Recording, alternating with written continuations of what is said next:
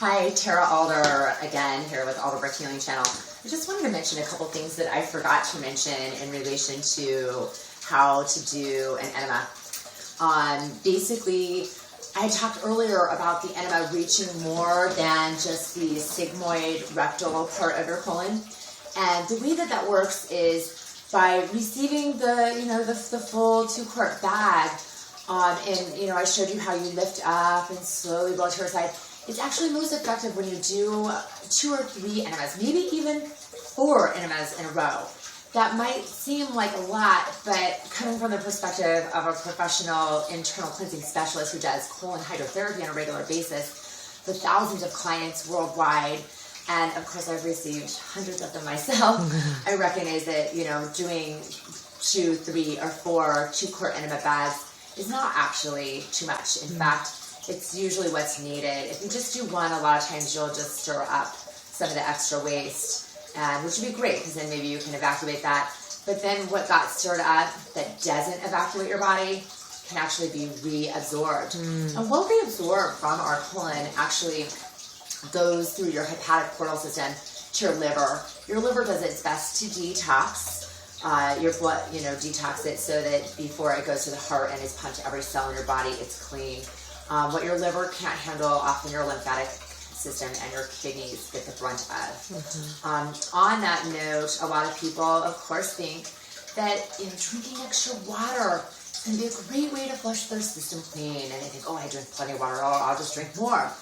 Well, the reality with that is that you can drink water all day long, and it's going to go to your kidneys or through your kidneys before it can be evacuated, or before it can hydrate your skin and your lymph, your heart, and your liver and your lungs. So, a lot of times we're eating foods that create extra acidity in our kidneys, or we're drinking liquids that create extra need for our kidneys to be flushed. So our body actually will prioritize. Bodies have amazing innate intelligence, and our bodies will send those extra fluids to the kidneys to dilute the toxicity there, and then we'll, of course, evacuate through our bladder before it actually can be distributed to our colon and all those other incredible organs.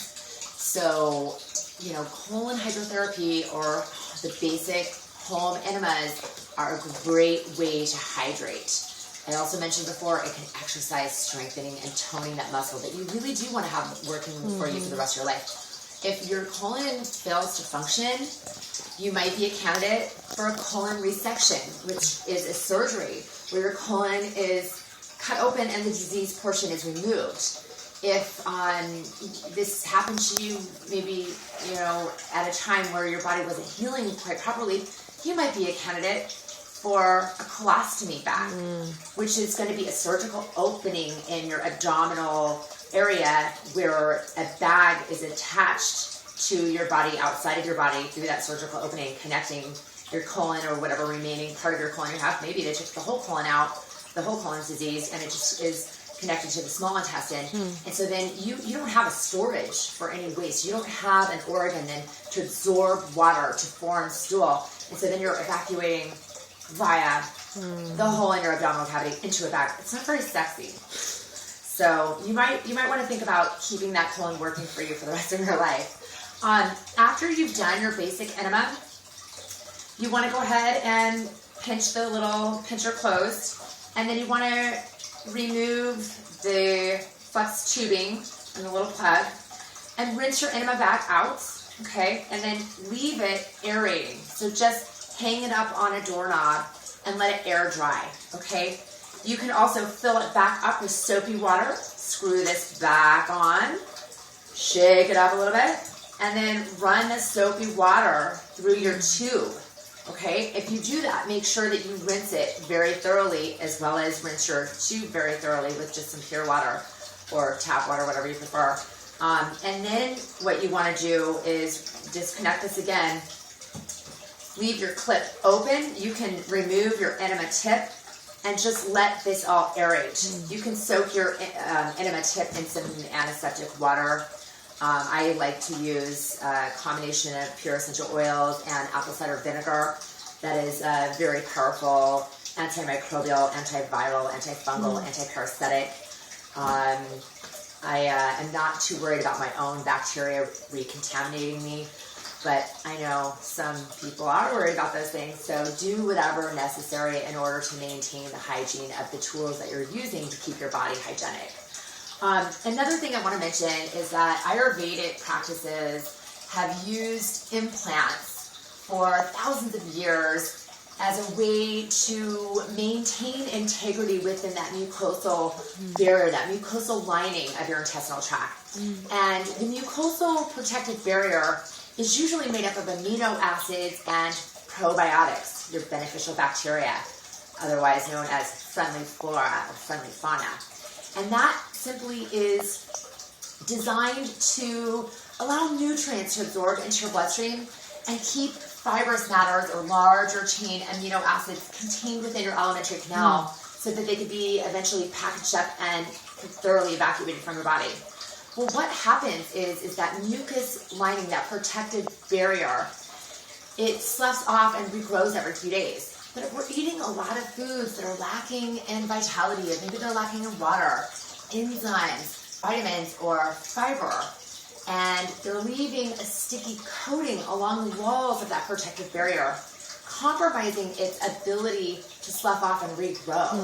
So if that's the case, say for example, you've consumed a standard American diet, standard S, American A, diet D, SAD diet, then you might consider doing a deeper cleanse or doing what I'm going to suggest right now, which is an Ayurvedic practice to help maintain that integrity within that protective barrier. And we call them implants. You can implant directly into your colon beneficial bacteria. You can also take beneficial bacteria in combination with certain amino acids like L-glutamine and N-acetyl. There's a few others.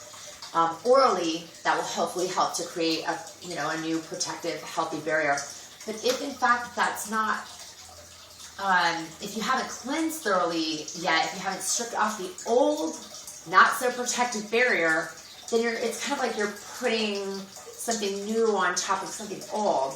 And it might create a temporary benefits. And you also might want to consider some deeper cleansing. I can talk to you more about that later. There are definitely some things that you can do orally. Orally, by the way, is the only way that you can access the 20 to 23 feet of the small intestine. And there are some really, really simple combinations like bentonite clay, the negatively charged medium. It's going to bond physically with things that are positively charged, like what you have sticking on the lining of your guts. Super finely ground psyllium, diatomaceous earth, and activated charcoal. These are all amazing natural tools that we can use orally in order to help cleanse that intestinal lining. You always have to drink a lot of extra water if you're going to be consuming any of that stuff orally. And you also may want to be doing home enemas or seeing your favorite colon hydrotherapist.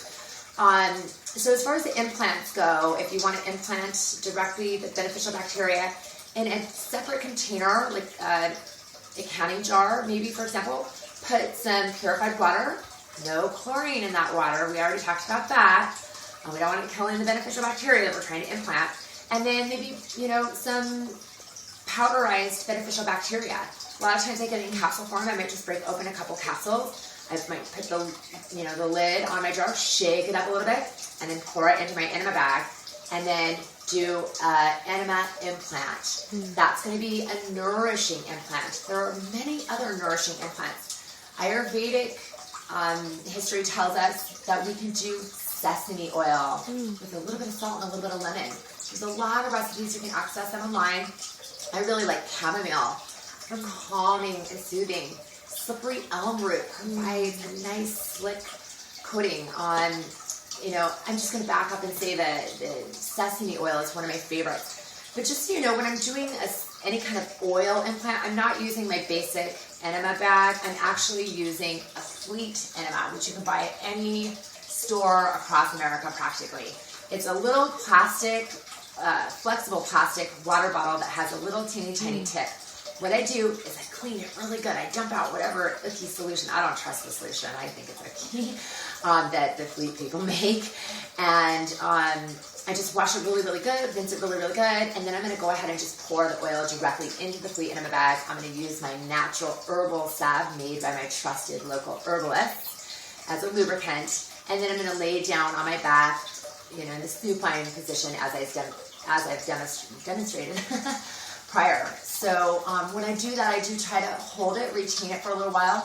That's really going to help me to have a healthy mucus protective barrier. It's going to enhance that mucus lining.